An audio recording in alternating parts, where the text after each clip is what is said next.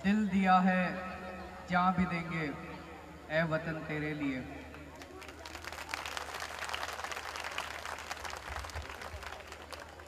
सबसे पहले मैं सभी गायकों का, कलाकारों को बधाई देना चाहता हूं, अभिनंदन करना चाहता हूं। इतना खूबसूरत गाने गाए और देशभक्ति का जज्बा हम लोगों में उन्होंने जगाया, इसके लिए उनको बहुत बहुत धन्यवाद, बहुत बहुत बधाई। शबाना जी, आपकी आवाज़ बहुत अच्छी है, बहुत बहुत शुक्रिया, आपने इतने अच्छे गाने गाए। और मैं मनीष भाई का और हमारी पटपड़गंज की आम आदमी पार्टी टीम को भी बधाई देना चाहता हूं कि आज उन्होंने स्वतंत्रता दिवस के उपलक्ष्य में ये कार्यक्रम रखा। दोस्तों, कुछ और हो या ना हो, जब से अन्ना आंदोलन हुआ है, एक बात तो हो गई है, इस देश के अंदर पहले कभी कोई देशभक्ति की बात नहीं किया करता था, लेकिन पिछले 4 साल के अंदर जो देशभक्ति का जज्बा पहले अन्ना आंदोलन ने और उसके बाद आम आदमी पार्टी ने इस देश के एक एक आदमी, एक एक औरत के सीने में जगाया है, ये मुझे लगता है इस आंदोलन की सबसे बड़ी उपलब्धि अभी तक रही है। नहीं तो पहले आप याद करो जी, 4 साल पहले कौन बात किया करता था देश की, किसे गर्व होता था? लेकिन पिछले 4 साल के अंदर एक एक आदमी, कई लोग मुझे मिलते हैं, कहते जी पिछले 2-3 साल में हमारे बच्चों को भी हमारे देश की पॉलिटिक्स में इतना इंटरेस्ट हो गया, पहले हम कभी पॉलिटिक्स में इंटरेस्ट नहीं लिया करते थे, अब पॉलिटिक्स में। गलत तो नहीं कह रहा मैं? घर घर के अंदर लोग टीवी से चिपक जाते हैं जब पॉलिटिक्स की बातें होती हैं। दोस्तों, पहले अन्ना आंदोलन हुआ, भ्रष्टाचार के खिलाफ आंदोलन हुआ। जब ये सरकारें नहीं मानी तो हम लोगों को आम आदमी पार्टी बनानी पड़ी। आम आदमी पार्टी बनाई थी हम लोगों ने इस देश की राजनीति को साफ करने के लिए, इस देश की राजनीति में सच्चाई और ईमानदारी लाने के लिए। आज तक भारत के इतिहास में कभी नहीं हुआ था कि एक नई पार्टी बनी और 1 साल के अंदर उसकी 28 सीट आ गई, उसकी एक राज्य के अंदर सरकार बन गई हो। पहली बार भारत के अंदर ऐसा हुआ, भारत के इतिहास में, कि एक नई पार्टी की सरकार बन गई। कैसे बनी? हमारी वजह से नहीं बनी, सच्चाई और ईमानदारी की वजह। हमारे पास तो पैसे भी नहीं थे, हमारे पास तो आदमी भी नहीं थे, हमारे पास तो कुछ भी नहीं था। हमारे पास बस एक ही चीज थी, हमारी सच्चाई, हमारी ईमानदारी और हमारी देशभक्ति। हमारे पास इसके अलावा कुछ भी नहीं था। और लोगों को ये पसंद आया और कारवां बनता गया, लोग जुड़ते गए और 28 सीट आई आम आदमी पार्टी की और दिल्ली के अंदर आम आदमी पार्टी की सरकार बनी। 49 दिन सरकार चली। 49 दिन आज भी लोग याद करते हैं जी। पिछले 2-3 महीने में इतनी महंगाई हो गई है, इतनी महंगाई हो गई है, हर चीज महंगी हो गई है, इतना भ्रष्टाचार हो गया है। अब जहां भी मैं जाता हूं लोग कहते हैं जी वो केजरीवाल की 49 दिन बड़े अच्छे थे। सबको याद आते हैं जी वो केजरीवाल के 49 दिन बड़े अच्छे थे। इस देश में कोई यकीन नहीं कर सकता कि महंगाई कम भी हो सकती है, पर 49 दिन में महंगाई कम हुई थी भाई साहब। हुई थी कि नहीं हुई थी? बिजली के बिल आधे हो गए थे। एक आदमी मिला मेरे को, वो दिखा रहा था अपने बिल, कहता है जी ये शीला दीक्षित जी के जमाने का बिल है, 1120 रुपए महीना आया करता था। फिर दूसरा बिल निकाला, कहता है जी आपके जमाने का बिल है, 375 रुपए महीना हो गया था। और फिर तीसरा बिल निकाला, कहता है जी भारतीय जनता पार्टी के जमाने का बिल है, 1200 रुपए महीना हो गया है।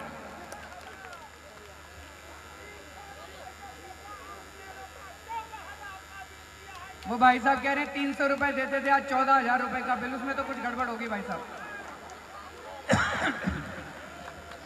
तो बिजली के बिल आधे कर दिए थे भाई साहब, पानी मुफ्त कर दिया था। जिन जिन लोगों के घरों में पाइपलाइन से पानी आता है, जिनके घर में पहले आधा घंटा पानी आया करता था, उनके घर में 2-2 घंटे पानी आने लग गया था। 20-20 किलो लीटर पानी, 700 लीटर पानी प्रति परिवार प्रतिदिन मुफ्त कर दिया था। टोटल 240 करोड़ रुपए की सब्सिडी दी थी मैंने। 240 करोड़, 200 करोड़ बिजली के, 40 करोड़ पानी के। ये कई अंग्रेजी मीडिया वालों ने मेरा खूब मजाक उड़ाया, खूब बुराई करी। केजरीवाल तो पैसे लुटा रहा है। मैं अपने ऊपर थोड़ी लुटा रहा था भाई साहब, आप ही लोगों को पैसे दिए थे। बिजली की सब्सिडी आप, मैं घर थोड़ी लेके गया था, पैसे चोरी थोड़ी करी थी मैंने। बिजली की सब्सिडी जनता को ही तो दी थी, पानी की सब्सिडी जनता को ही तो दी थी। अभी गुजरात की मुख्यमंत्री बनी है आनंदीबेन पटेल, उन्होंने मुख्यमंत्री बनते ही 100 करोड़ का हेलीकॉप्टर खरीद लिया। मैं भी खरीद लेता भाई साहब, हेलीकॉप्टर किसको अच्छा नहीं लगता, मैं भी खरीद लेता। रोज अपने घर की छत से उड़ा करता, सचिवालय की छत पे उतरता। तो ये अंग्रेजी मीडिया वाले कहते बड़ा एफिशिएंट चीफ मिनिस्टर है, बड़ा प्रोग्रेसिव चीफ मिनिस्टर है। मैंने सब्सिडी दे दी, लोगों के बिजली के बिल कम कर दिए, पानी के बिल कम कर दिए, तो अंग्रेजी मीडिया वालों को थोड़ा उनको मिर्ची लगने लगी। तो दोस्तों, एक मुख्यमंत्री को और क्या चाहिए? 240 करोड़ रुपए में अगर उसकी सारी जनता खुश होती हो तो इससे अच्छा और क्या हो सकता है? जब मैं मुख्यमंत्री बना, सीएनजी का रेट दिल्ली में 50 रुपए किलो था। 1 महीने के अंदर हमने 35 रुपए किलो कर दिया। महंगाई में भारी कमी आई थी भाई साहब। 10 रुपए किलो आलू हुआ करते थे जनवरी के टाइम में, आज कितने रुपए किलो हो गए आलू? 30। और टमाटर का क्या भाव है? मैं एक ही नतीजे पे पहुंचा हूं जी, जब तक भ्रष्टाचार कम नहीं होगा तब तक महंगाई कम नहीं हो सकती। और इसके कई सबूत दे दिए। और उन दिनों में सबसे बड़ा काम जो हुआ था 49 दिन में, भ्रष्टाचार में भारी कमी आई थी। बहन जी बता रही है पुलिस वालों ने पैसे लेने बंद कर दिए थे उन दिनों में। गलत तो नहीं कह रहा भाई साहब? पुलिस वालों ने पैसे लेने बंद कर दिए थे उन दिनों में। अब दोबारा खुल गए, दोबारा लेने चालू कर दिए और आजकल डबल कर दिए बहन जी। पिछले कुछ दिनों में डबल कर दिए उन्होंने। मैं ये नहीं कह रहा सारे पुलिस वाले खराब होते हैं, कई पुलिस वाले अच्छे भी होते हैं। जब हमारी सरकार थी, एक पुलिस वाला शराब माफिया से लड़ते लड़ते शहीद हो गया। कोई सरकार अपने पुलिस वालों का ख्याल नहीं रखती। हमारी सरकार ने उसके परिवार को 1 करोड़ रुपए का मुआवजा दिया था, 1 करोड़ रुपए का मुआवजा। और उसके परिवार को हमने 26 जनवरी को सम्मानित किया था। हमने कहा जो ईमानदार लोग हैं उनको सम्मान देंगे, उनको इनाम देंगे, उनको प्रमोशन देंगे, बेईमान है उनको जेल भेजेंगे। आपको याद होगा जब मैं मुख्यमंत्री बना, मैंने रामलीला मैदान में ऐलान किया था शपथ ग्रहण समारोह में कि अब अगर दिल्ली में आपसे कोई रिश्वत मांगे मना मत करना, उसकी रिकॉर्डिंग कर लेना मोबाइल फोन निकाल के और मेरे को उसकी रिकॉर्डिंग ला के दे देना। जब वो रिश्वत मांग रहा है उसको मैं जेल भेजूंगा। 1 हफ्ते के अंदर मैंने 5 अफसरों को जेल भेजा भाई साहब, ऊपर से नीचे तक सारे सीधे हो गए। सबने पैसे लेने बंद कर दिए। केवल पुलिस वाले नहीं, एमसीडी वालों ने भी पैसे लेने बंद कर दिए थे उन दिनों में। ये एक लेंटर के 1.5 लाख रुपए लेते हैं एमसीडी वाले। गलत तो नहीं कह रहा भाई साहब? एक छज्जा लगा लो, ये एमसीडी वाले और पुलिस वाले पैसे लेने पहुंच जाते हैं। ट्रांसपोर्ट डिपार्टमेंट के बाहर दलाल बैठते थे, वो दलाल भाग गए उन दिनों में। और टाइम्स ऑफ इंडिया में रिपोर्ट छपी थी, उन दिनों में सरकारी अस्पतालों में दवाइयां मिलनी चालू हो गई थी, फ्री में दवाइयां पहले दवाइयां सारी चोरी हुआ करती थी। 49 दिनों में ये कोई छोटी बात नहीं होती भाई साहब। जो 65 साल में कांग्रेस और बीजेपी वाले नहीं कर पाए, भ्रष्टाचार कम नहीं कर पाए, महंगाई कम नहीं कर पाए, हमने 49 दिनों में करके दिखा दिया। कैसे किया? नीयत साफ थी हमारी, उनकी नीयत खराब है भाई साहब, हमारी नीयत साफ थी, बस इतना ही फर्क था। फिर मेरे को इस्तीफा देना पड़ा। मैंने इस्तीफा दिया, आप सारे जने बहुत नाराज हो गए। हुए कि नहीं हुए? सारे जने बहुत नाराज हो गए, खूब गुस्से में आ गए, दुखी हो गए। आज तक मैंने ऐसे नहीं देखा भाई साहब। भारत में आज तक जितनी बार भी हुआ, लोग शिकायत करते हैं फलाने मुख्यमंत्री ने इतना पैसा खा लिया, इससे इस्तीफा दिलवाओ, फलाने मुख्यमंत्री ने इतना पैसा खा लिया, इसको जेल भेजो। आज तक भारत के इतिहास में कभी नहीं हुआ कि किसी मुख्यमंत्री के इस्तीफा देने से लोग दुखी हुए हों। पहली बार ऐसे हुआ है जी कि मुख्यमंत्री के इस्तीफा देने से लोग दुखी हो रहे हैं, कह रहे हैं जी इस्तीफा क्यों दिया था, वापस आ जाओ। आप लोगों ने पिछली बार समर्थन तो दिया, प्यार तो दिया, वोट तो दिया, सपोर्ट तो दिया, लेकिन थोड़ी सी कमी रह गई। 28 सीट दी आपने। दिल्ली सरकार चलाने के लिए 36 सीट चाहिए, 8 सीट कम रह गई। ये कांग्रेस वालों की 8 सीट आई थी, ये बोले हम बाहर से समर्थन देने को तैयार हैं। हमने जनता से पूछा, जनता बोली जी ले लो इनका समर्थन जब तक देते हैं। हमने इनका समर्थन ले लिया। हमें क्या पता था ये कांग्रेस वाले अपनों के नहीं हुए, हमारे क्या होंगे। इन्होंने एक दिन काम नहीं करने दिया जी। मेरा दिल जानता है 49 दिन कैसे काटे मैंने। एक दिन काम नहीं करने दिया, हर काम में रोड़ा अड़ाते थे ये कांग्रेस वाले, हर काम में रोड़ा अड़ाते थे। जब काम करना नामुमकिन हो गया तो मैंने इस्तीफा दे दिया। मैंने तो सोचा था मैं इस्तीफा दूंगा, ये तुरंत चुनाव कराएंगे, हमारी 50 सीट आएंगी, फिर हम खुल के काम करेंगे 5 साल तक। हमें क्या पता था ये राष्ट्रपति शासन लगा देंगे, चुनाव ही नहीं कराएंगे। तो दोस्तों पिछली बार 28 सीट दी थी। भाई साहब बुरा मत मानना, पर 28 सीट में तो 49 दिन ही मिलते हैं। इस बार 50 सीट देना, 5 साल काम करके दिखाएंगे। कई लोग मेरे से पूछते हैं भाई साहब वो 49 दिन वापस नहीं आ सकते क्या? बिल्कुल आ सकते हैं। आप ही लाए थे 49 दिन, आपने ही वोट दिया था, थोड़ी सी कमी रह गई थी। इस बार वो कमी पूरी कर देना, 50 सीट लाना इस बार, 5 साल काम करके दिखाएंगे, दिल्ली में ही रहेंगे, दिल्ली में काम करके दिखाएंगे। और एक और चीज है, राजनीति में नए नए आए हैं जी, हम भी सीख रहे हैं। राजनीति का सबसे बड़ा सबक सीख लिया हमने, कुछ भी हो जाए लेकिन इस्तीफा नहीं देना।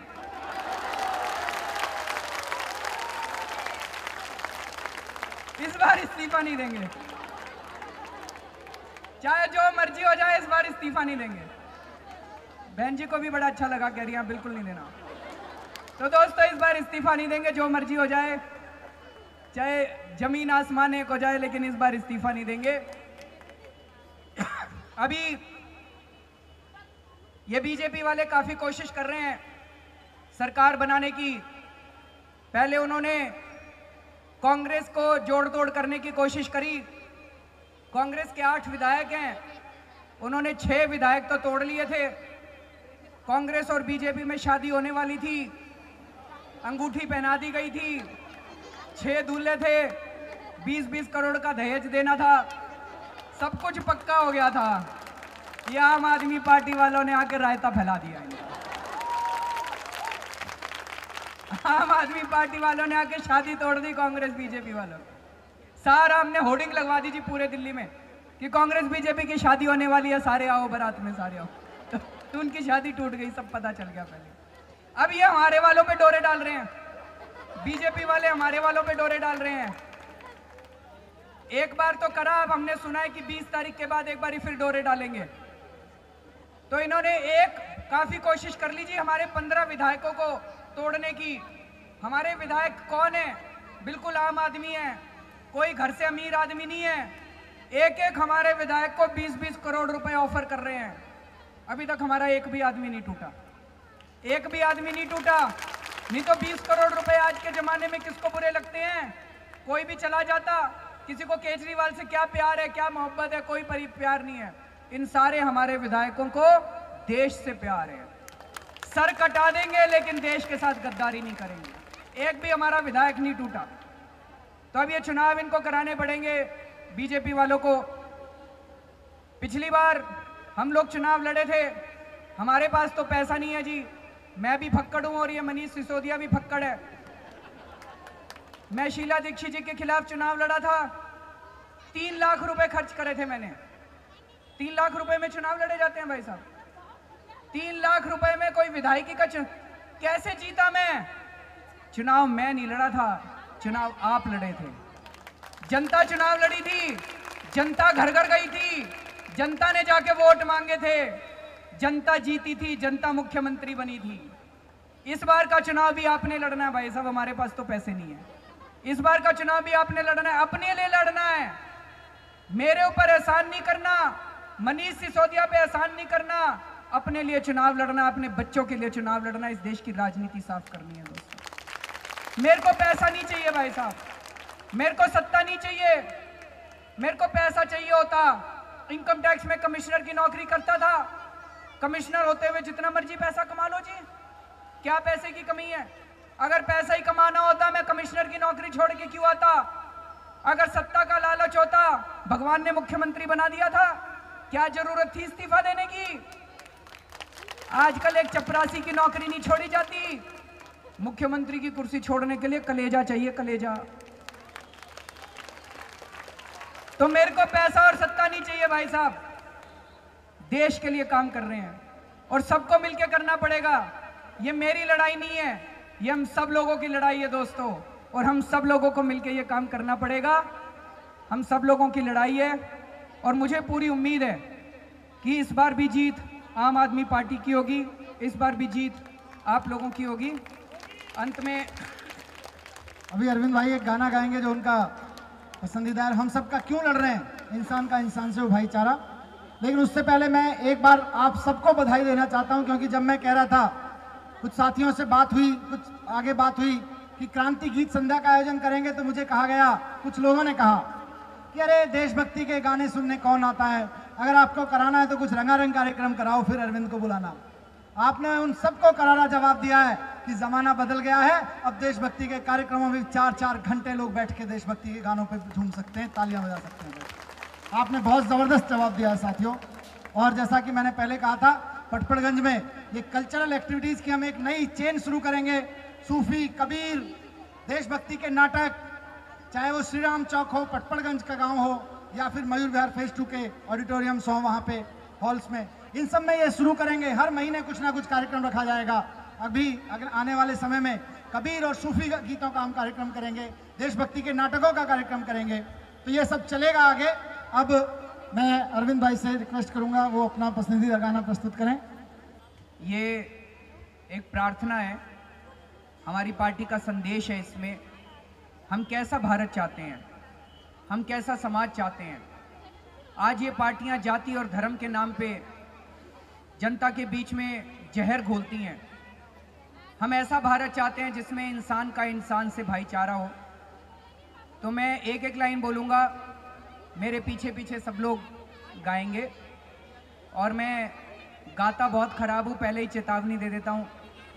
कभी कहोगे कैसा बेसुरा गा रहा है, लेकिन इसके भाव बहुत अच्छे हैं। इंसान का इंसान से हो भाईचारा, यही पैगाम